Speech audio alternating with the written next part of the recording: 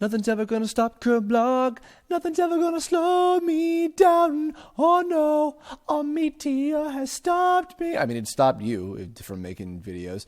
I'm recording this on Sunday night, a couple days before this video goes up. I had no energy at all. I was completely drained and burnt myself out and felt like shit. And now at 3 o'clock in the morning, I am super energized and felt like recording a Kirblog.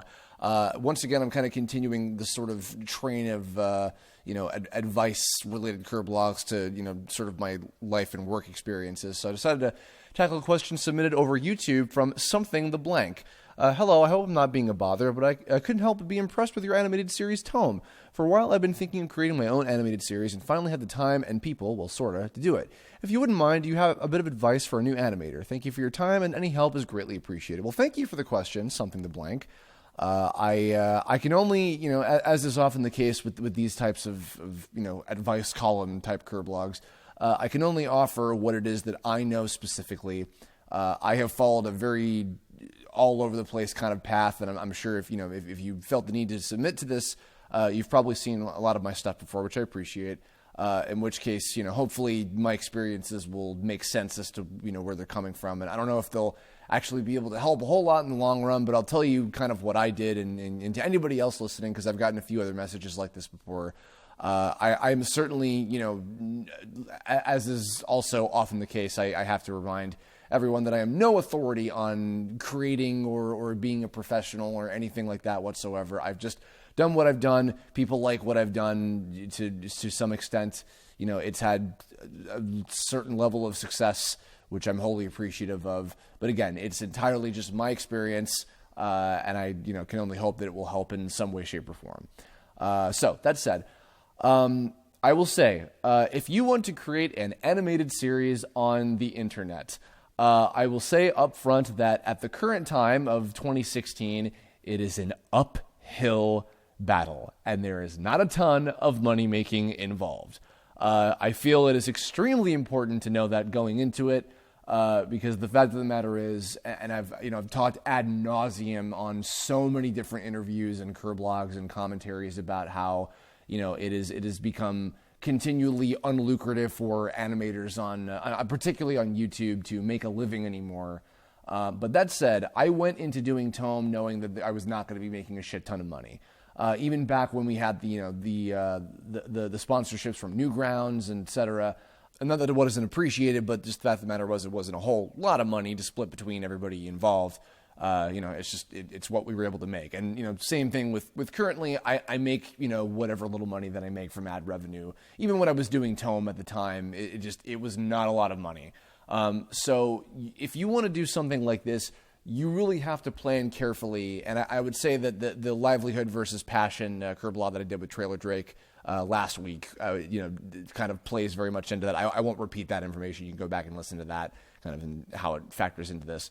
But yeah, just knowing like ahead of time that there's probably not going to be, you're not going to get rich off this stuff. Even if like it becomes like super popular, gets millions of views, and like you're able to do merchandise and brand deals or whatever, and it's still not going to be like, you're not going to get rich doing this. Not that I think many people would have like illusions of grandeur about doing animation, in general, unless they want to become like the next Seth MacFarlane or something. In which case, if you want to do that, then good luck to you. Because it's impossible, but yeah, that's just, I feel like that's something like kind of basic and upfront to say about this. You mentioned in your question, and this is relevant, of course, to a lot of the projects that I've worked on, that you have folks that you're going to be working with.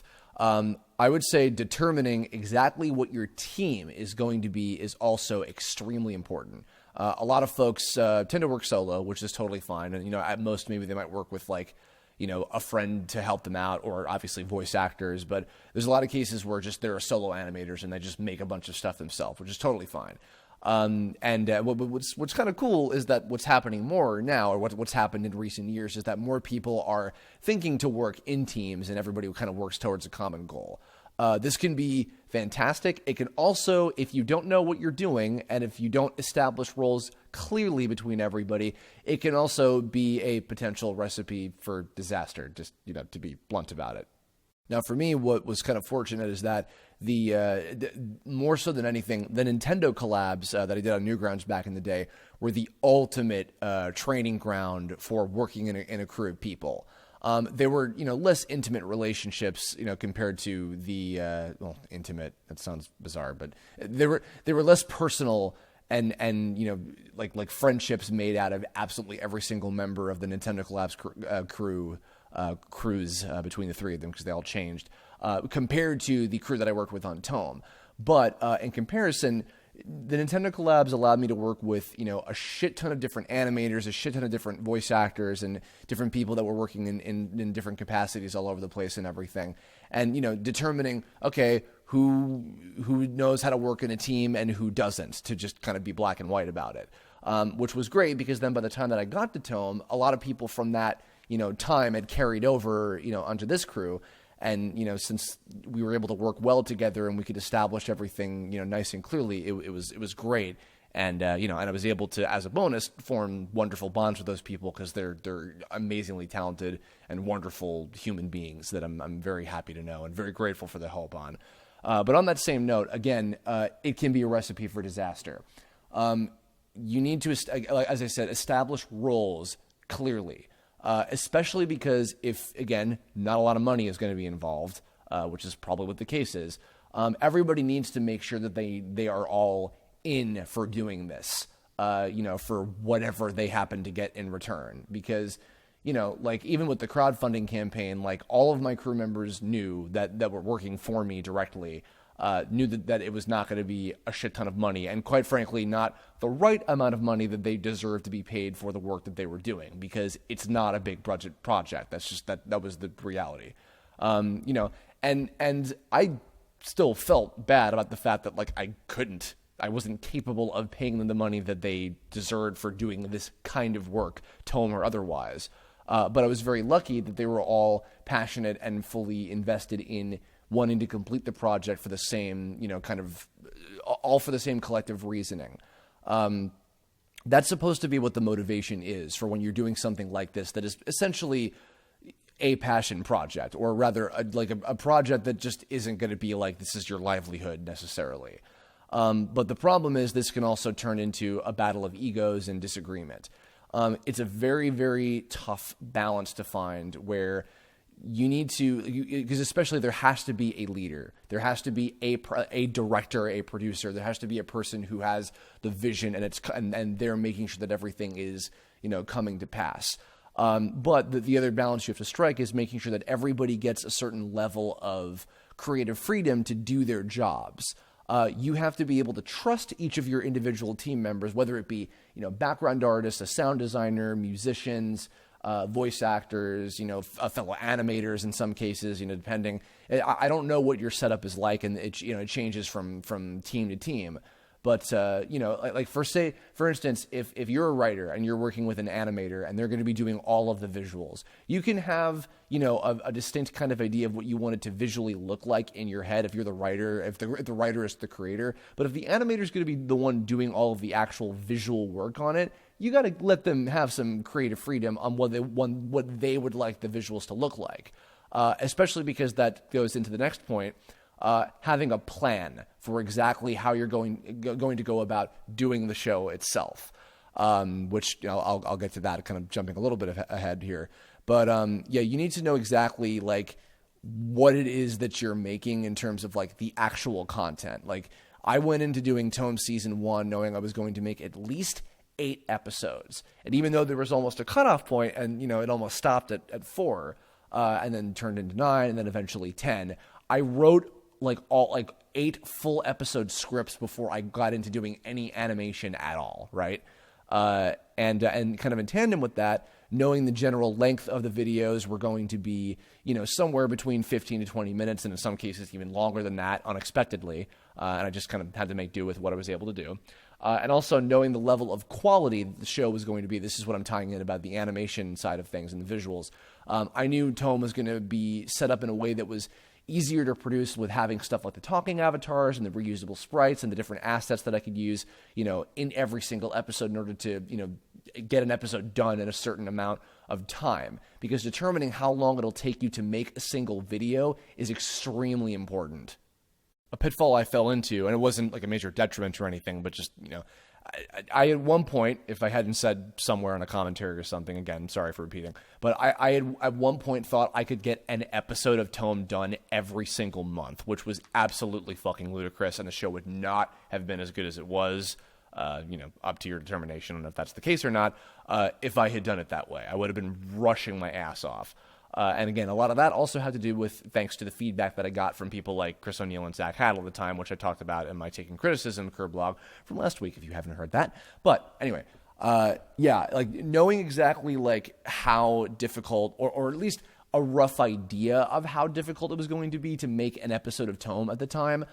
Even though I assumed it would only be, a month per episode, it ended up really being once every like season of a year or so. So like once every 3 months generally, give or take an extra month or week or whatever, depending on how detailed the episode was, on how much longer or shorter it was compared to other ones, etc. If there's going to be any extra special things like having, a certain piece of music done or a new background or recording like a special guest voice actor, in time, or needing, whatever was necessary for it. But give or take, I was able to determine how much time it was going to take, how difficult it would be to make a single episode. Now, I don't know if you who asked this question are going to be making something like as long form as a show like Tome, if you want to go for something a little bit shorter in length, like other stuff that's out there, which, is probably also for the better.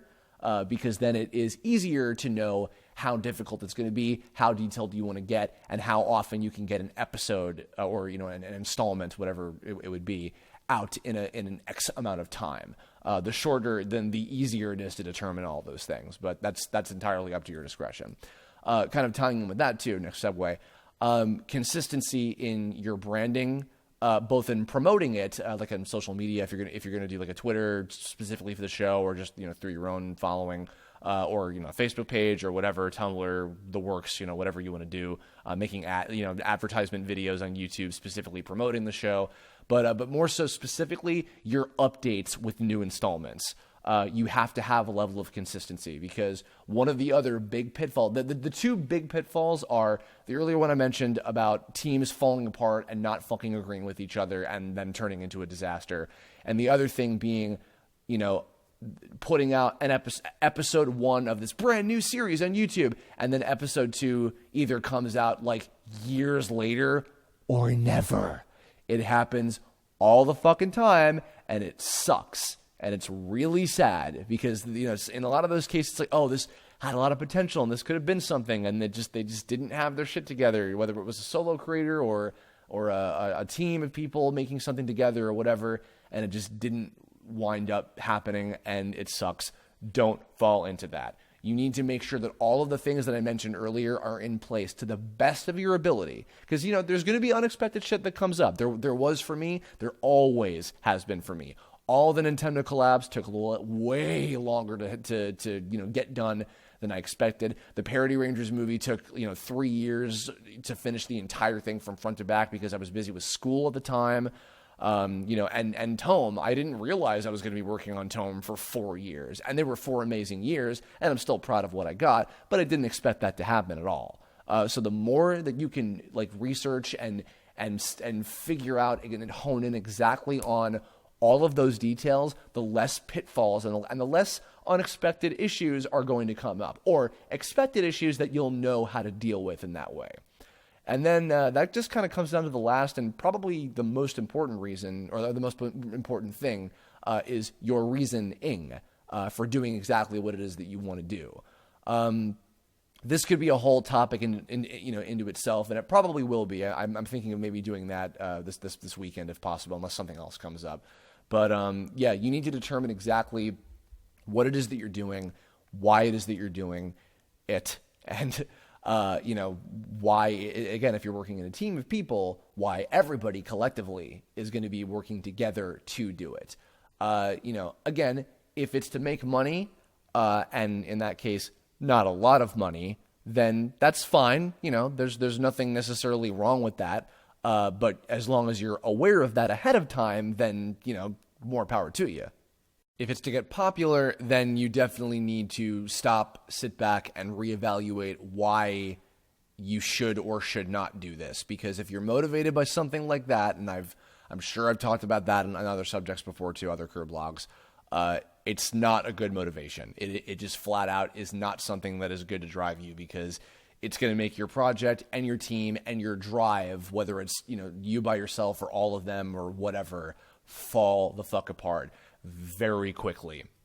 Now, moreover, if it's something that just, if it's a dream, if it's just a flat out passion of, I want to make a story, I want to tell a story that I genuinely care about and am fully emotionally invested into because it means something to me, please, throw yourself in, go 100% full fucking force and blow it out of the park.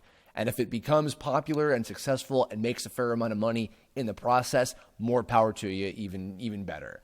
For me, I made TOME in this particular case. There were definitely there are a lot of different things that went into why I ended up making it. But the biggest reason above all else, and the most important reason, is because my number one passion is telling a big story that is personally meaningful to me.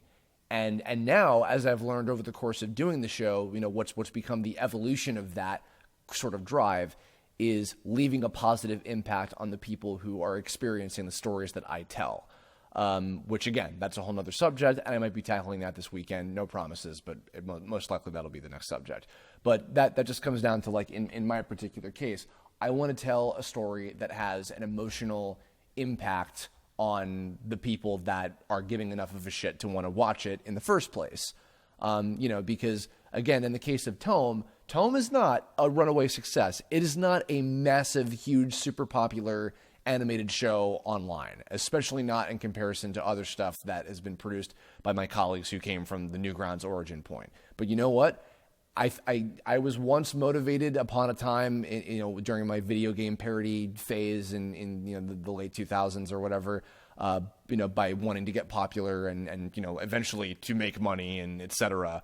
But as I kind of had my eye-opening experiences, I really hammered down exactly what it is that I'm doing this for in the first place. And that's what you and anybody who is willing to help you to any kind of further extent, needs to be aware of. You need to fully get, okay, why and what purpose, and is this going to be worth the blood, sweat, tears, the time, the effort, just everything about your life, about yourself that you're putting into this? Is it going to be worth it? Is the payoff worth it? Is it meaningful and soul feeding enough to you to do it? If it is, go for it. Just fucking go for it and don't look back. Even in your moments of weakness, which will also happen if you're, spending as much time on it as I did. But if it's for anything else, but something as clear cut as that, then don't. Then or if not, don't reevaluate why and really get to the core of what it is, because everybody walks a different path, and it's totally fine to not have an answer right away. You can figure it out, but figure it out. You have to figure all of these things out, and if you do, if you as many of these things as you can figure out ahead of time, the smoother the journey is going to be. That doesn't mean it's going to be smooth in the grand scheme of things. It's still going to be a fucking uphill battle, like I said at the very beginning. But it's going to be a lot more fun. It's going to be a lot more okay, this is where it's going to feel worth it. It's going to feel like this is something that I am okay with and happy to do for however long it's going to take to do it. So I hope that helps at all. I hope it hopefully wasn't too all over the place. I had a little bit of an outline that I wrote ahead of time. I don't often do that with these, but I didn't want it to be too stream of consciousness or whatever. But yeah, that's everything I have to say about it for now. But in the meantime, in the comments below, if any of you guys have any other kind of further questions about this or things that you'd like to add, if anybody listening out here is a creator or any of my colleagues or anybody like that wants to throw in their 2 cents or anything like that regarding this, please do. And if you have future Kirblog topic suggestions, leave a comment about that too. Or hit me up on Twitter, Tumblr, Facebook, social media, or apparently YouTube, because I just realized that this was from a YouTube message, and that rarely ever happens. So I guess I just check everything, don't I? Anyway, thanks for listening. Look forward to this weekend's Kirblog, whether I'm able to do the promised topic that I mentioned before or not. Probably will. We'll see what happens, unless the world ends tomorrow. Who knows? Unless that meteor comes down and kills me like I mentioned in the opening theme song. Bye.